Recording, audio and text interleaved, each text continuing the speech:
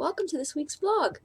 Um, so, I didn't vlog yesterday because I felt like doing it today and I didn't feel like doing it yesterday. Yesterday I went to the library, and a different library. Um, where did I go? Which one did I go to? I'm having a, oh, the Witchwood. The Witchwood Public Library, which is close to like Bathurst and St. Clair if you live in Toronto. And it was weird because I used to live in that area. I lived on Vaughan, and it's so different now. It looks so different, that whole area. Um, I lived there maybe what, 15 years ago? 15, 20 years ago? And yeah, it looks so different now. Um, and it was nice, kind of like exploring it, and the weather was nice and everything. Let me show you what I got at the library. I picked up some DVDs. One is a documentary on feminism, which always interests me. She's beautiful when she's angry, and it's about I guess they call it the second wave of feminism. Like, what was the first wave of feminism? Is that like in the 20s when the women were fighting to get the vote, or like the late 1800s into the 20s? Like, is that like the first wave of feminism, and like the is the third wave now? Because when I think of feminism, it's usually the 70s, the 60s and the 70s that sort of clicks sort of in my brain. But looking forward to this one. This one is an old movie called They Live by Night, and 1948, excuse me, 1948. Classic movie. And, we're having fun going through those. Another classic I got is Tomorrow is Forever, with Claudette Colbert, Orson Welles, and George Bent. And there's that one there. And I like the sort of floofy beard on I believe that's Orson Welles. I like the look of him here. Next, speaking of feminism, we have Suffragette, which I remember watching the trailer for and wanting to see, but never got around to it.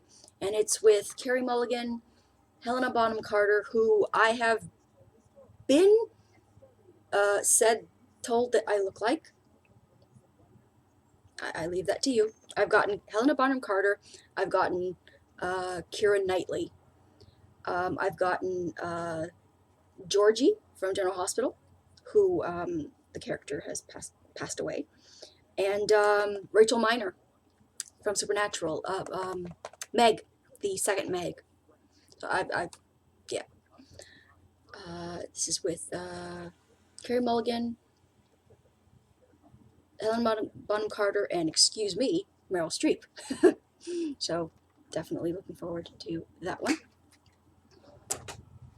A Place in the Sun with Montgomery Clift, Elizabeth Taylor, and Shelley Winters. And Elizabeth Taylor looks so beautiful here. It's just kind of ridiculous how beautiful that woman was. And also a movie that I'd heard about and wanted to see but never got around to, Hysteria, with Maggie Gyllenhaal, Hugh Dancy, Jonathan Pryce, and Rupert Everett.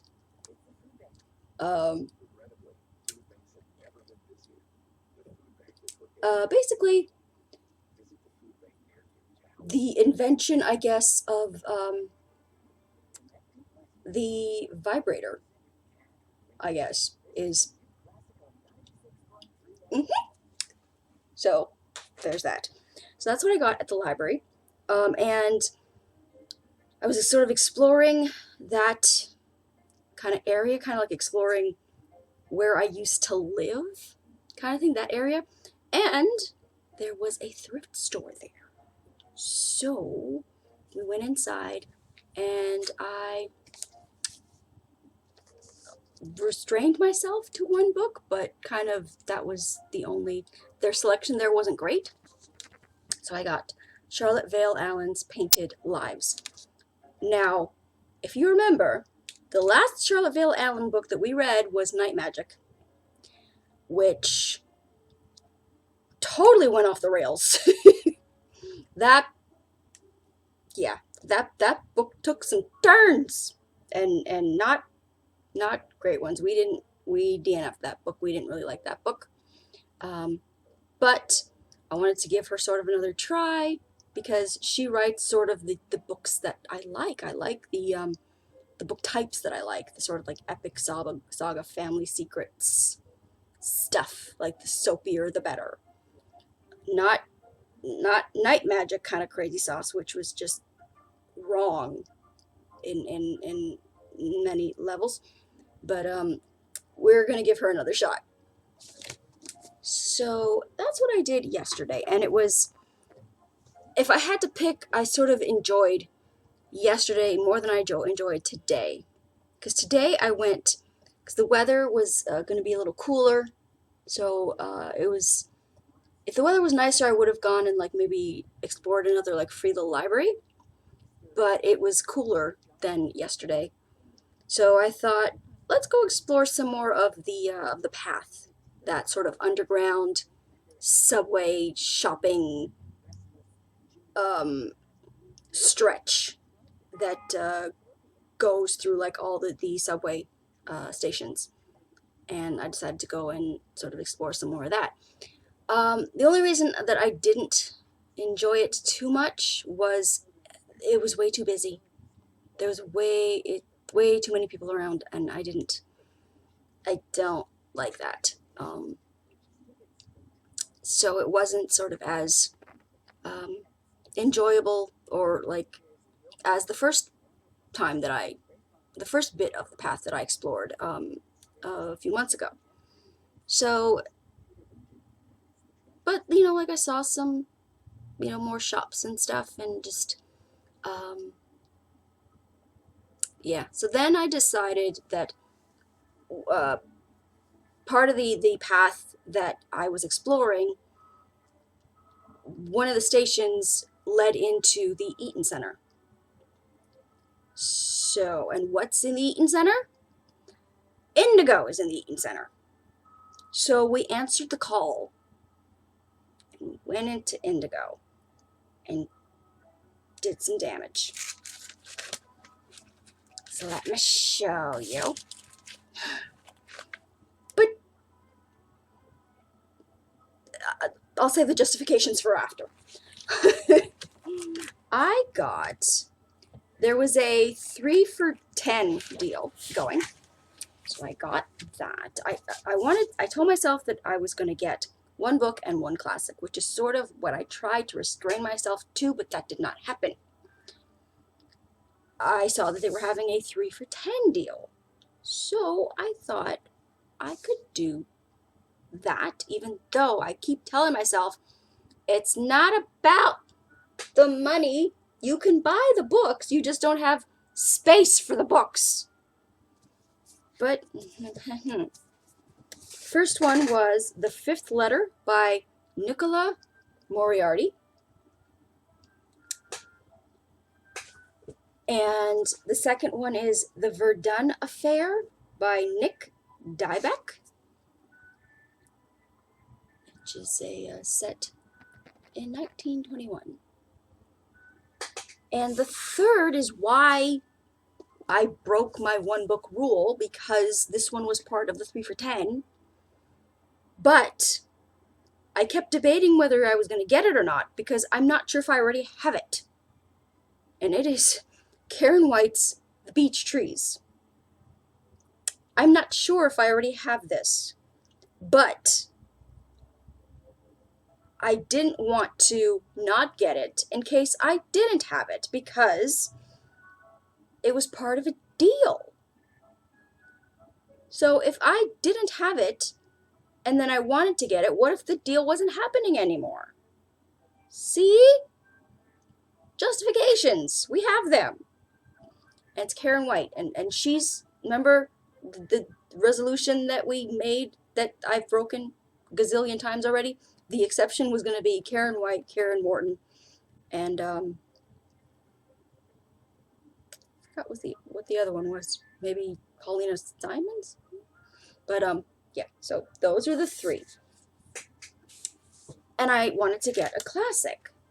But before I did that, I saw the VC Andrews section that they had more of they had Secrets of the Morning, which is the second book in the Dawn series, which the Dawn book that I found at that thrift store, which is the Dawn series is my favorite VC Andrews series, next to Flowers in the Attic.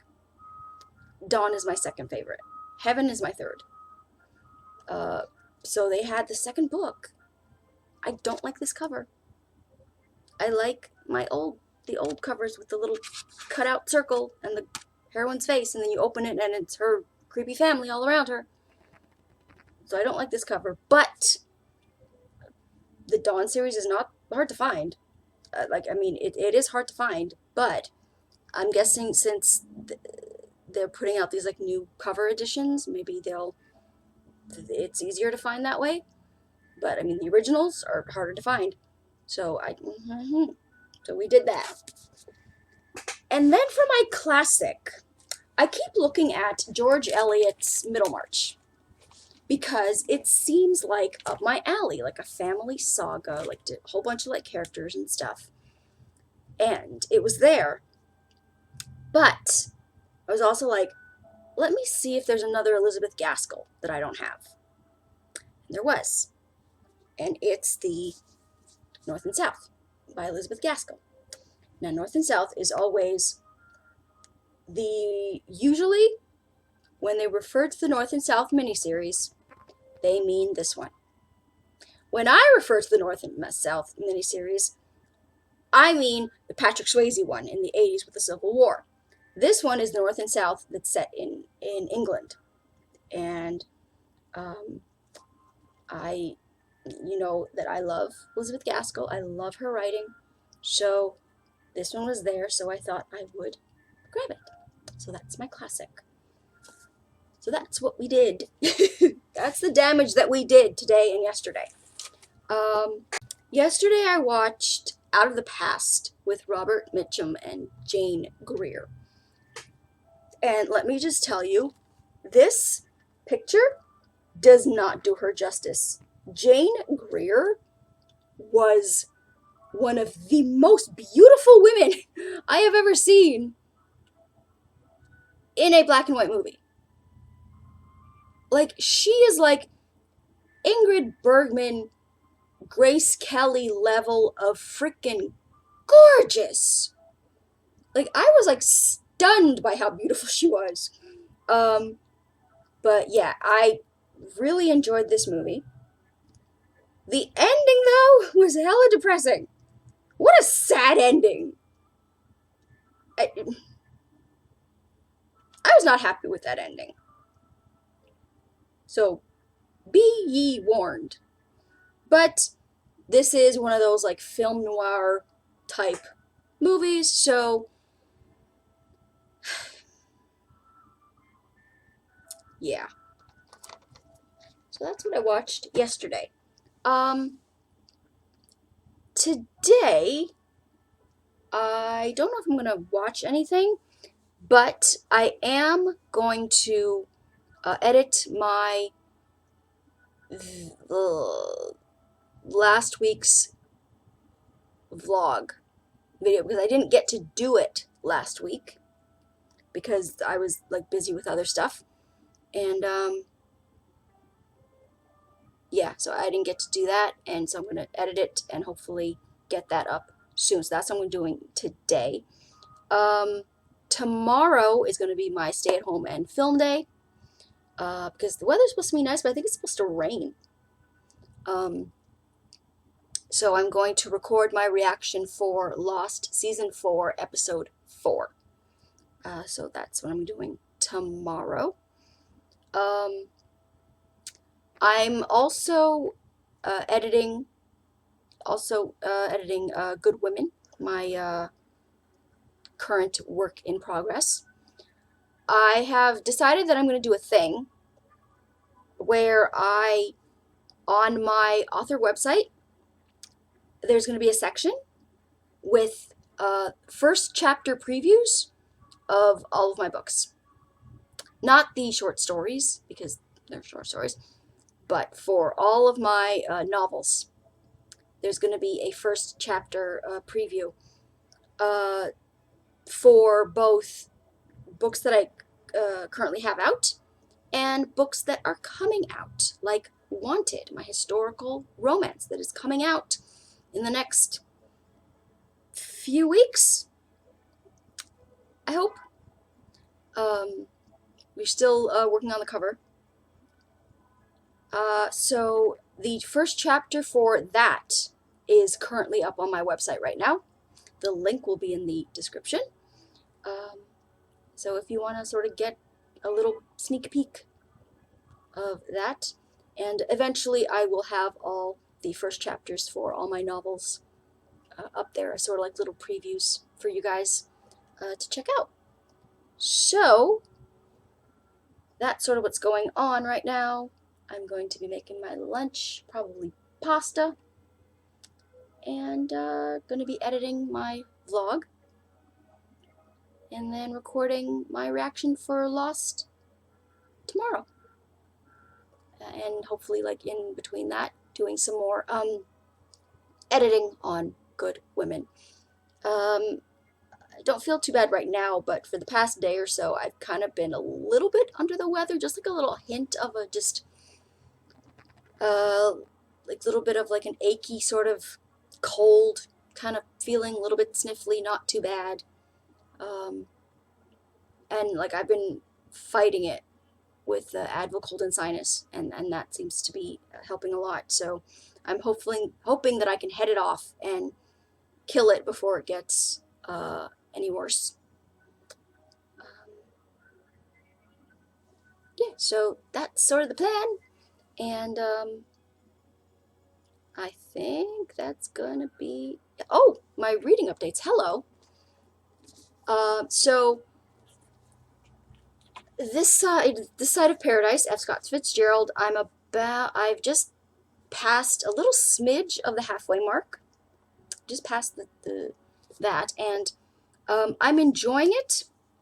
There's a little bit of a like sort of like it's a little slow in that I'm anxious for him to like get out of college already, because in college it's mostly just him and his friends doing a lot of philosophizing, like a lot, and like that's all good and fine, but I'm ready for like the story to like move on, and it sort of does look like it's going to, because the First World War is happening, and Amory, for the most part, doesn't really care.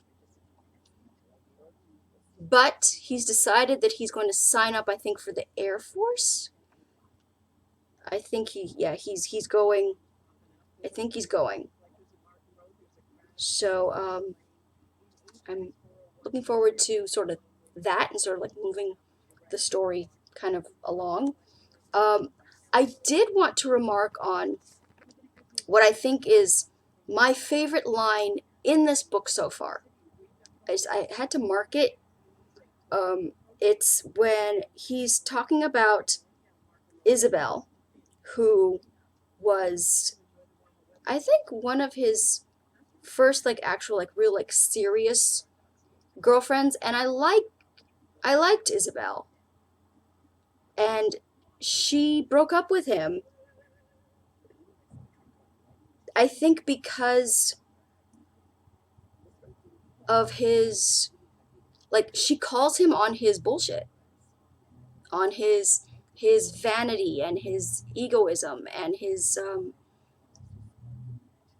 just his trying to figure out who he is by pretending to be something that he's not,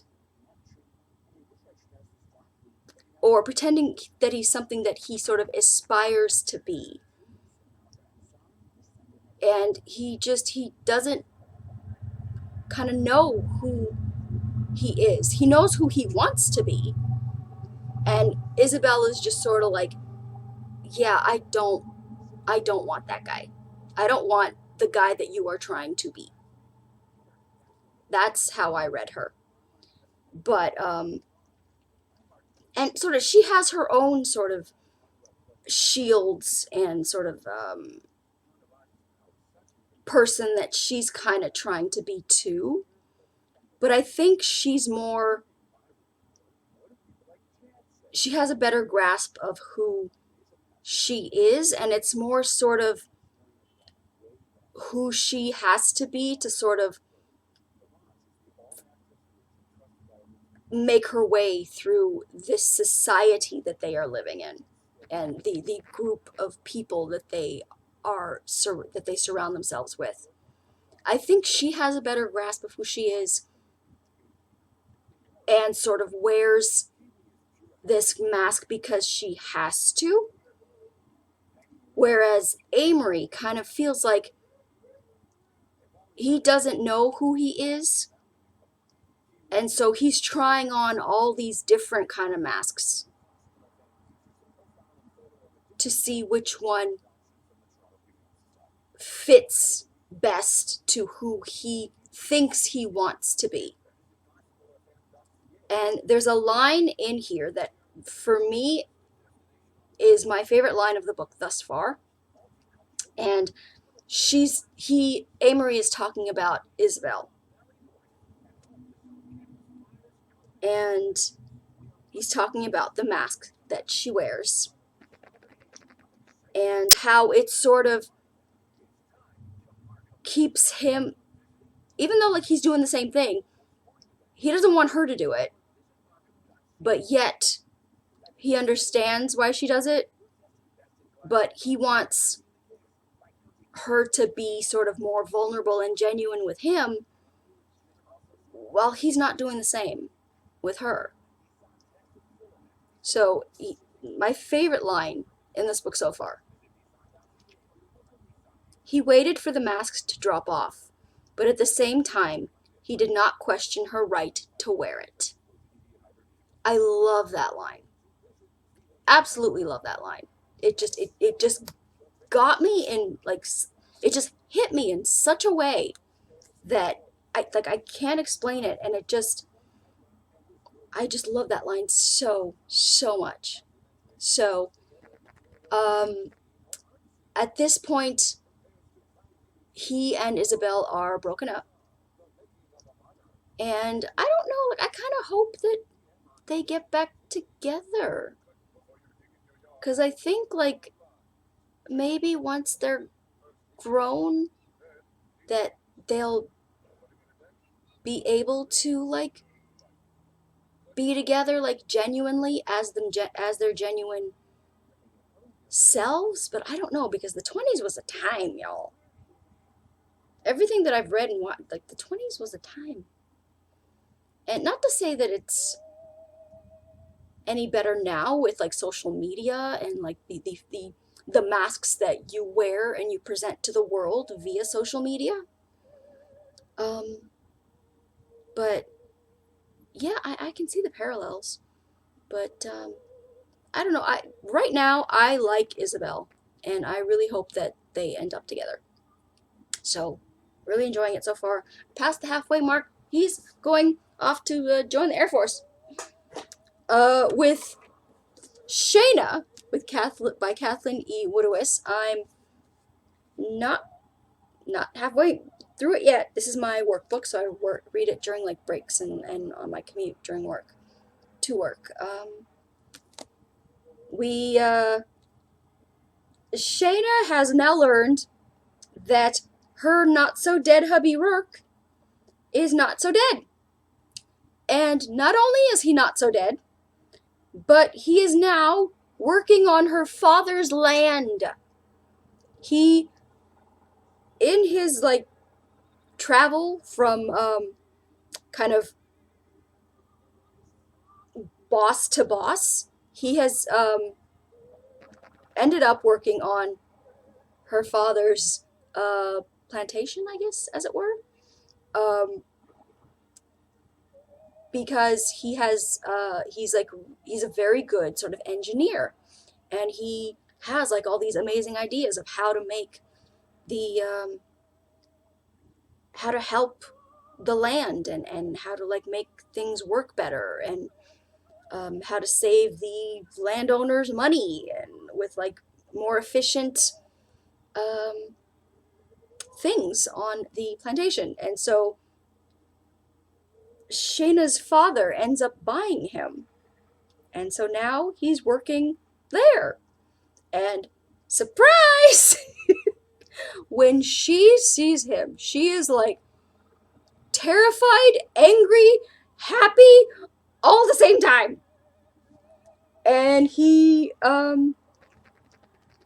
is angry and in love with her, and keeps like it's weird because he insists that she still owes him because she broke their deal, which was to spend the wedding night with him.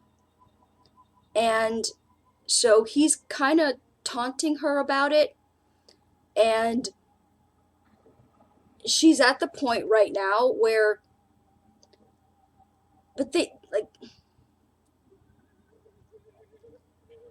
he's taunting her about it, but he's not going to rape her. He wants her to come to him and fulfill her end of the deal, but he's not going to force her. And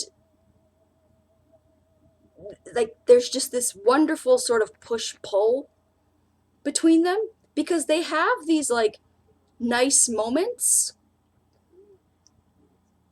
and then something happens, and like, you know, Shayna gets mad if like, what's her name, there's this Millie, I think her name is Millie, in the shop, who likes yeah, Millie, who definitely wants her some Rourke. And so Shayna is like hella jealous because she wants Rourke, of course, but she, of course, doesn't want to admit that. And there's that sort of push pull between them that is enjoyable. And it's at the point right now where I left off was she's finally decided that being tormented about breaking this deal, she's had enough. She's had enough, and she's just gonna go and get it over with, get it over with, and give Rourke his half of the deal that she owes him. So she's gonna go and sleep with him. And that's where I left off. So she's on her way to go to him. So very much looking forward to that and seeing how that's gonna go, considering that we still have all this story left. Like, I'm wondering what is gonna happen, because clearly if she goes to him and they do sleep together, something's gonna go wrong. Either they do sleep together, like they do, you know, spend the night together, and something else is gonna happen to throw a wrench in their romance, or something's gonna happen to stop her from fulfilling her end of the bargain. So that's sort of where I left off. So yeah, enjoying both books. With This Side of Paradise, I'm just kind of ready for him to leave college and sort of get on with his sort of journey. Um, So I think that's going to be it for today's video. I'm gonna go make my lunch, and I will talk to you guys next time.